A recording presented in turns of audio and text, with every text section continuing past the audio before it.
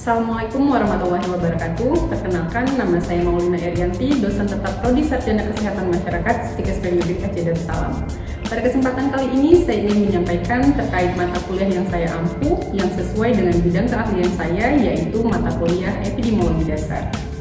Mata kuliah ini ditujukan untuk mahasiswa Sarjana Kesehatan Masyarakat semester 2 dengan kode mata kuliah MKW 202 berbobot 2 SKS. Diselenggarakan dalam 16 kali pertemuan tatap muka dengan rincian 14 kali pertemuan materi dan 2 kali untuk pertemuan ujian tengah semester atau disebut dengan UTS dan ujian akhir semester atau disebut dengan UAS. Mata kuliah ini membahas konsep, prinsip, dan metode epidemiologi sebagai ilmu yang mempelajari distribusi serta determinan masalah kesehatan pada populasi. CPL Prodi yang dibebankan pada MK ini adalah yang pertama CPL Sikap, yaitu bertakwa kepada Tuhan Yang Maha Esa, menjunjung tinggi nilai kemanusiaan, etika, akademik, dan profesionalisme dalam pembelajaran serta praktik kesehatan masyarakat. CPL kedua yaitu pengetahuan, menguasai konsep dasar epidemiologi, konsep ukuran epidemiologi, surveillance screening, investigasi kejadian luar biasa, dan desain penelitian epidemiologi sebagai dasar analisis masalah kesehatan masyarakat, serta menguasai prinsip-prinsip pencegahan, pengendalian penyakit, dan pengambilan keputusan berbasis bukti. CPL kemampuan umum yang ketiga yaitu menerapkan pemikiran logis, kritis, sistematis, dan inovatif dalam mengidentifikasi serta menganalisis masalah kesehatan masyarakat.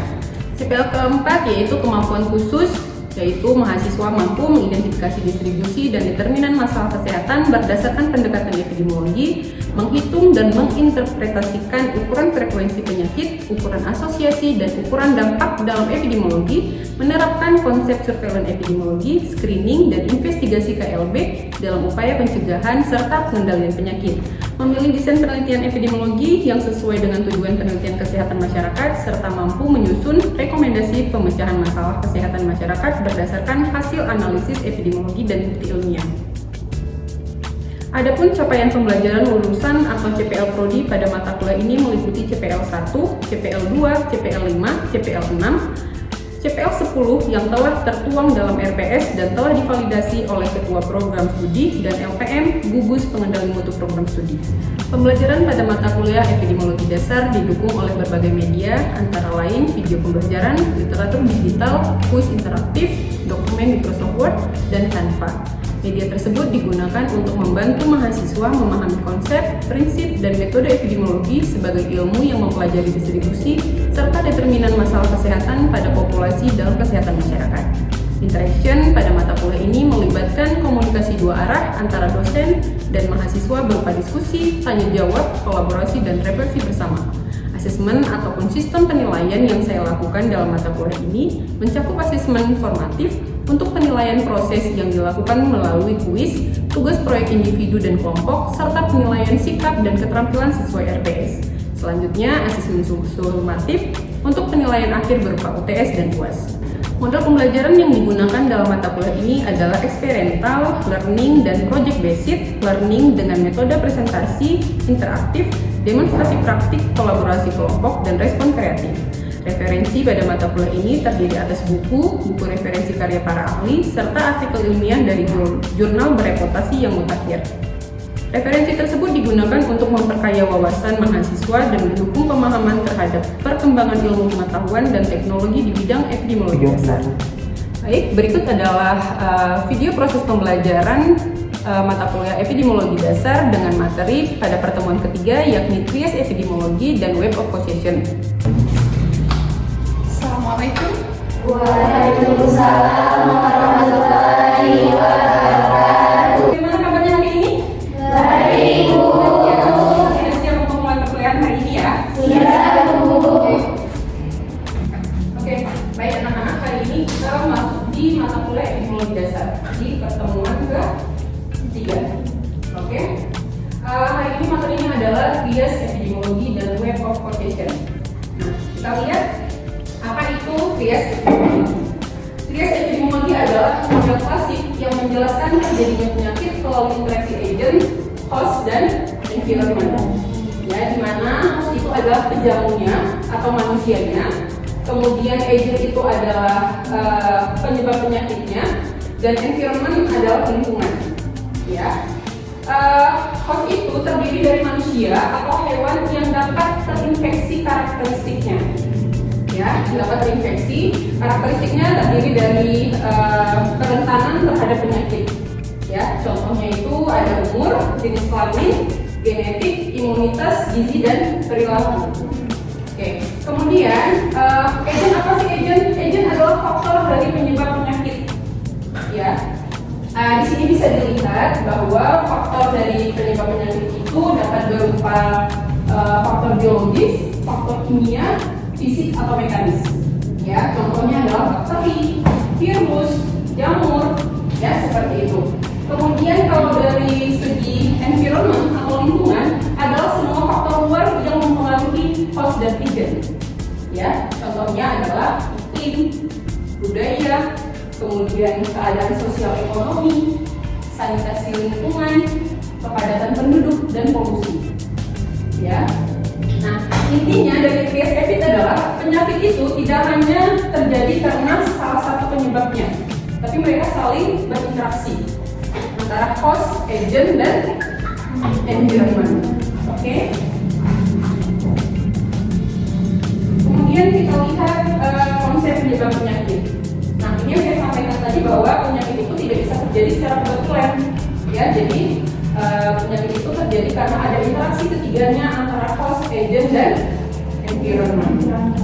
Nah, kita lihat tata konsep di sini. Di sini ada terdiri dari 5 unsur, mulai dari penyebab penyakit, kemudian trias epidemiologi, ada faktor risiko, web of causation, dan pencegahan penyakit. Ya, kita lihat dari faktor penyebabnya itu bisa dari segala sesuatu yang dapat menyebabkan timbulnya penyakit. Ya, jadi mulai dari faktor agent biologisnya, kemudian kimianya, fisiknya, gitu ya. Kemudian trias epid ini yang tadi, jadi penyakit itu terjadi karena interaksi antara agent, host, dan environment. Nah, kemudian faktor risikonya apa aja? Bisa jadi dari faktor usia, bisa jadi faktor jenis kelamin, bisa jadi perilaku. Ya, perilaku itu bisa jadi dari kebiasaan merokok. Ya, kemudian ada faktor lingkungan, status sosial ekonomi, dan riwayat penyakit. Nah, kalau dari web of causation, dia terdiri dari beberapa faktor. Ya, ada yang namanya faktor genetik, ada faktor perilaku dan gaya hidup, kemudian ada faktor lingkungan fisik, lingkungan sosial ekonomi, dan pelayanan kesehatan. Sementara untuk melakukan pencegahan penyakit, strateginya ada bisa jadi dari promotif, ya, kemudian preventif, dan ada yang namanya kuratif dan rehabilitatif. Oke, kita lihat. Nah, ini adalah studi kasus untuk penyakit demam berdarah. Ya, jadi di sini bisa dilihat bahwa agennya itu adalah virus dengue yang dibawa oleh nyamuk apa? Kok malaria? Demam berdarah loh. Nyamuk apa? Aedes aegypti. Ya, jadi untuk penyakit demam berdarah dengue itu disebabkan oleh virus dengue yang dikeluarkan melalui gigitan nyamuk Aedes aegypti betina. Ya, nyamuknya betina, kalau nyamuknya jantan dia nggak bakal membawa virus virus dengue-nya. Ya, jadi untuk kasus demam berdarah intinya di sini adalah nyamuk Aedes aegypti. Ya, kemudian hostnya adalah semua usia. Ya, jadi untuk penyakit demam berdarah itu tidak melihat dari segi usianya. Jadi anak-anak bisa terkena, remaja bisa terkena, bahkan orang tua juga bisa terkena. Ya. Kemudian penyebabnya apa sih? Penyebabnya adalah genangan air dan kepadatan penduduk yang tinggi. Ya, jadi kalau banyak genangan air di sekitar kita, maka akan banyak virus atau jentik nyamuk Aedes aegypti pembawa virus dengue. Ya.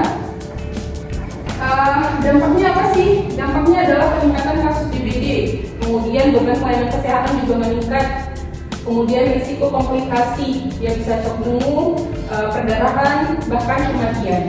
Ya. Nah, upaya pencegahannya apa? Upaya pencegahannya adalah 3M+. Yang pertama yaitu menguras, menutup, mengubur, dan menabur larvasida.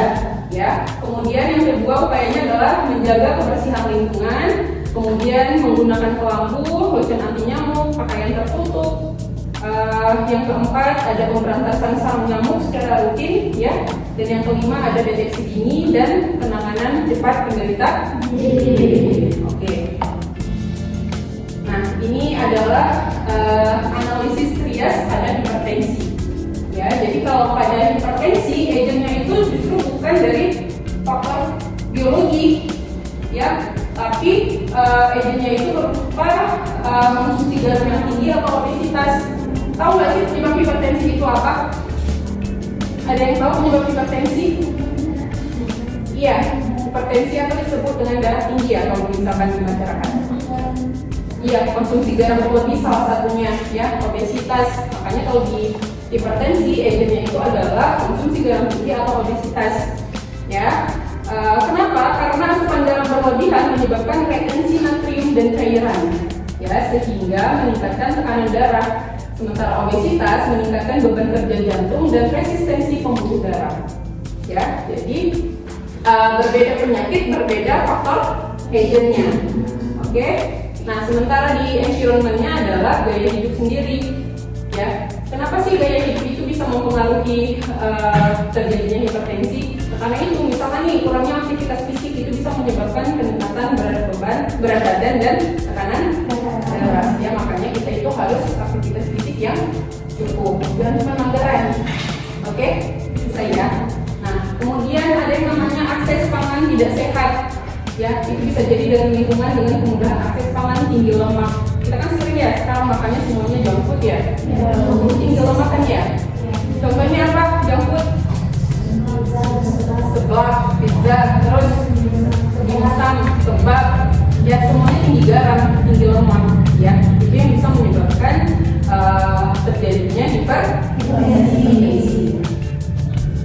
Nah, kemudian kita lihat kelebihan dan keterbatasan dari trias. Yang pertama adalah kelebihannya yaitu dia sederhana, ya, jadi dia lebih mudah dipahami. Sementara kalau keterbatasannya adalah dia kurang menjelaskan penyakit kronis atau multifaktorial. Sementara kalau web association adalah model yang menggambarkan penyakit sebagai hasil interaksi banyak faktor yang saling berhubungan. Ya, jadi kalau web association dia biasanya lebih cocok digunakan untuk penyakit yang tidak menular. Contohnya seperti hipertensi. Kenapa? Karena faktornya banyak, faktor penyebabnya banyak. Ya, bisa jadi dari genetik, pola makan, gaya hidup. Ya, jadi faktornya itu banyak, multifaktor. Sementara kalau PSP tadi dia lebih cocok untuk penyakit yang menular.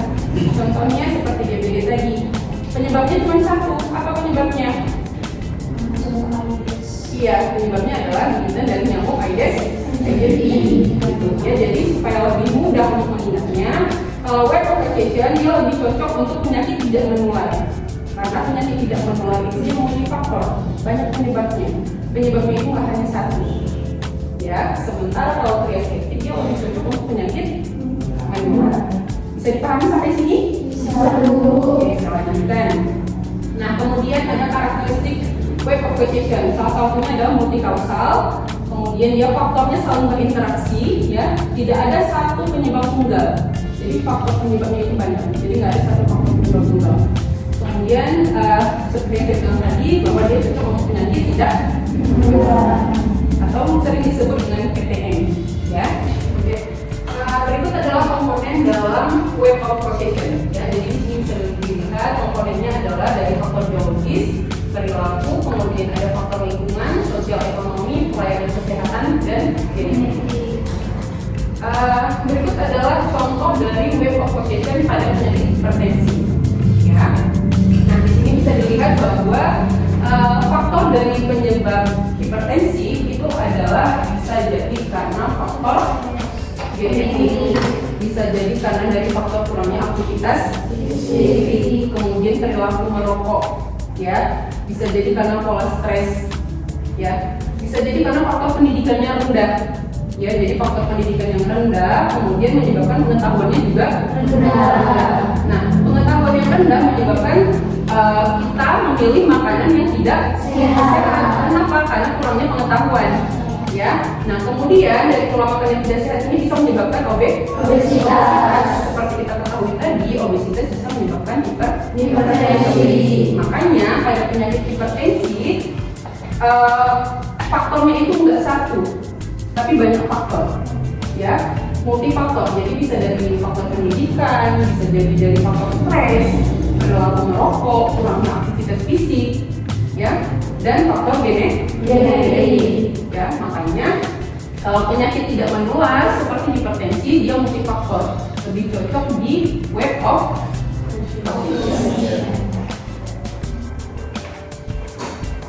Nah, ini diagram sederhana web of association dari hipertensi, ya. Jadi bisa dilihat faktornya itu banyak, dia nggak satu faktor penyebabnya banyak, ya. Kemudian ini adalah perbandingan antara trias, ya, trias epid dan web of possession.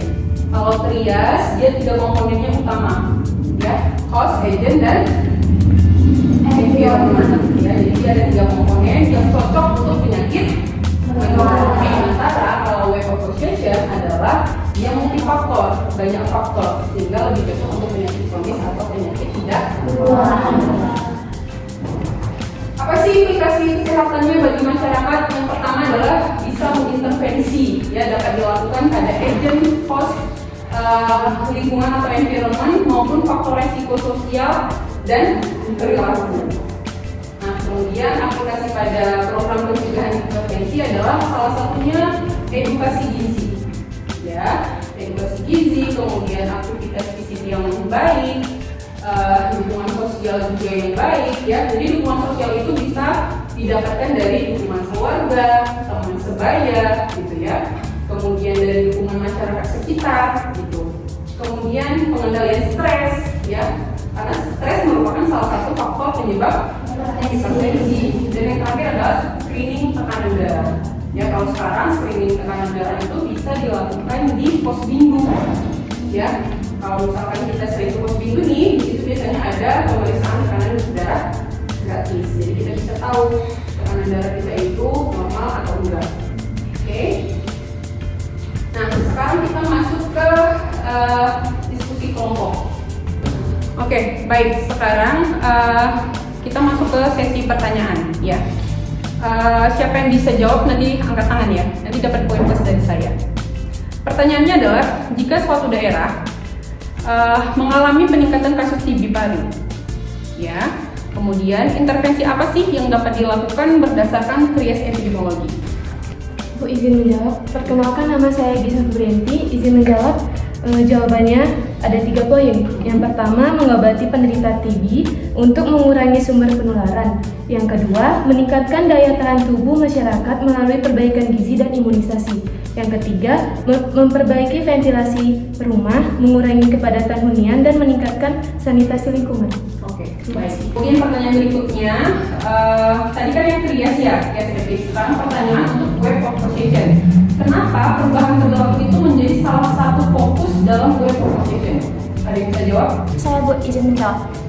Baik, teman-teman semuanya, Assalamualaikum warahmatullahi wabarakatuh. Waalaikumsalam warahmatullahi wabarakatuh. Perkenalkan, nama saya Hayati Syuhada. Jadi tadi pertanyaannya adalah mengapa perubahan perilaku menjadi salah satu faktor web of possession? Iya. Nah, jadi web of possession tadi itu merupakan fokusnya kepada penyakit yang tidak menular. Jadi perubahan perilaku seperti pola hidup yang tidak sehat, aktivitas merokok, tidak rajinnya memeriksa kesehatan secara rutin, itu harus dimodifikasi. Nah, modifikasi itu apa? Modifikasi itu harus dirubah. Dalam artian pola hidup yang tidak baik sebelumnya itu harus kita ubah, harus kita tingkatkan supaya kita itu tidak terkena penyakit gitu. Apa bisa diterima, teman-teman? Oke, baik. Baik, kesimpulan dari pertemuan kita hari ini adalah trias epidemiologi itu menjelaskan interaksi antara agent, host, dan sementara web of possession itu menjelaskan penyebab penyakit yang kompleks dan multi. Nah, cukup sampai di sini pertemuan kita hari ini. Sampai berjumpa kembali di pertemuan kita berikutnya di minggu depan. Oke, selamat siang. Assalamualaikum warahmatullahi wabarakatuh. Waalaikumsalam warahmatullahi wabarakatuh. Demikian video rekaman proses pembelajaran mata kuliah epidemiologi dasar pada program studi Sarjana Kesehatan Masyarakat Stikes PMUD Aceh Darussalam. Semoga dokumentasi ini dapat memberikan gambaran mengenai pelaksanaan perkuliahan dan pencapaian tujuan pembelajaran yang telah ditetapkan. Video ini digunakan sebagai salah satu syarat penyusunan dokumen pernyataan diri dosen dalam unjuk kerja Tridharma Perguruan Tinggi atau PDD UKTPT tahun 2026. Semoga dokumentasi proses pembelajaran yang disajikan dalam video ini dapat menjadi bahan pertimbangan yang objektif dan konstruktif dalam proses penilaian sertifikasi dosen gelombang 1 tahun 2026. Atas perhatian dan kerjasama yang baik, saya sampaikan terima kasih. Wassalamualaikum warahmatullahi wabarakatuh.